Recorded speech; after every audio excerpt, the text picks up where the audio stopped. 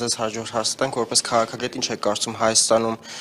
հետընտրական այս ճգնաժամը ինչքանով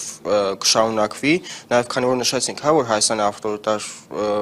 երկիր արդեն կարող ենք ասել ու այդ ուղով է շարժվում, արդյոք ինչքան կարա իշխանությունը շարունակի այս ռեպրեսիվ համակարգը, այսինքն Հայաստանը ունի այդքան ռեսուրս, որպեսզի այս ամեն ինչը շարունակվի ու ինչ հեռանկարներ դուք տեսնում ես պայմաններում։ Տիկին Սողոյանի խոսքը շարունակելով առաջին խոսքը կապված արևմտյան երկրների եւ իրենց բնորոշումների, ավտորիտարիզմի եւ այլնի վերաբերյալ ու նաեւ շարունակելով Սահմանադրական դատարանի որոշման վերաբերյալ քննարկում, տեսեք Սահմանադրական դատարանը ինքը ինչ արել, ինքը Նիկոլ Փաշինյանին ասում է հետեւյալ, որ թղթերի տեսանկյունից ամեն ինչ օքեյ է, մենք քեզ լեգալություն ապահովում ենք, օրինական է թե անօրինական է, բայց լեգալությունը տալիս ենք, իսկ լեգիտիմության մասով ինքը շարունակում է ոչ լեգիտիմ ղեկավարն է, շատ պարզ ինքն էր ասում միջև ընտրությունները, որ ժողովրդի աջակցություն նշանակում է 50+1-ի աջակցություն, այդ 50+1-ը Նիկոլ Փաշինյանը չի ստացել։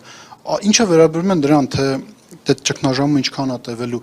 կամ մենք հասանք ճգնաժամի հանգուցալուծմանը ընտրությունների արդյունքով, ոչ, ճգնաժամը էլ ավելի խորացավ, որովհետև այստեղ պետք է շնորհակալություն հայտնենք Հայաստանի Հանրապետության բոլոր քաղաքացիներին, որոնք մասնակցեցին ընտրությունների,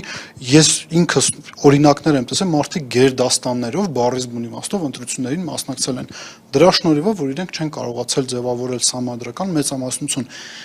երբ կարա քաղաքական ճգնաժամը հանգուցալուծվի։ Տեսեք, ինքը ունի պարտավորությունների մի հատ մեծ շղթա, խոսքը Նիկոլ Փաշինյանին է վերաբերվում, այդ պարտավորությունից ամենակարևորը վերաբերում է սահմանադրական փոփոխություններին։ Այդ սահմանադրական փոփոխությունները իրականացնելու տարբերակները այդքան էլ շատ չեն։ Հենց այն պահին, երբ որ ինքը գա ազգային ժողով փորձելով սահմանադրական փոփոխությունները կյանքի կոչելու, հենց այդ պահից սկսած լինելու է հնարավորություն ընդդիմության համար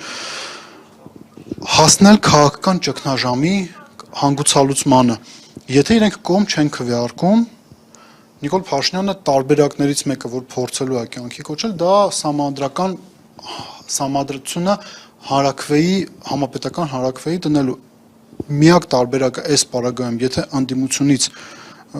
չեն կարողանում ապահովել ձայնագողություն, հետևյալն է, իրենց անհրաժեշտ է նոր ընտրություն, որպեսզի իրենք ստանան սահմանադրական մեծամասնություն եւ միևնույնն է, փորձեն ազգային ժողով այդ ամեն ինչը անցկացնել։ Տարբերակներից միակը հետևյալն է, ինքը պետք է հրաժարական տա։ Ներկայիս խորհրդարանում նույնիսկ առանց ԲՀԿ-ի, ցավոք առանց ԲՀԿ-ի ընդդիմությունը ունի հնարավորություն իր վարչապետի թեկնածուն առաջադրելու եւ գործընթացները տանելու այն ուղղությամբ, որ սահմանադրությունը բերելու պահից սկսած Նիկոլ Փաշինյանը խնդիր ունենա։